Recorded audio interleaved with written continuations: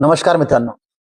कधी एखाद्या मुलाच्या आयुष्याची सुरुवात ही संघर्षाने लिहिली जाते आणि तो संघर्षच त्याची सर्वात मोठी ताकद बनते. ही आहे अक्षय सुभाष भगत यांची कथा. गाव काजळेश्वर, तालुका कारंजा, जिल्हा वाशिम. घरची परिस्थिती खूप जास्त गंभीर होती.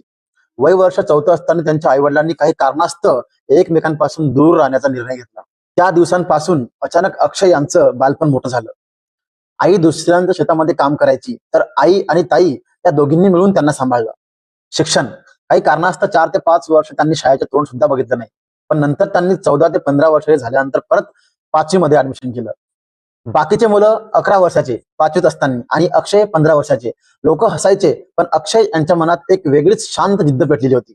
दिवसा शेतमजुरी करायचे आणि मिस्त्री कामही करायचे, पण मनामध्ये मात्र एकच स्वप्न, इंडियन आर्मी. पण लोकांचे शब्द सोपे नव्हते. तू आर्मीला शक्यच नाही. ना अकॅडमी, ना कोचिंग, ना कुठलं मार्गदर्शन. अक्षय यांनी स्वतःचं शस्त्र बनवलं.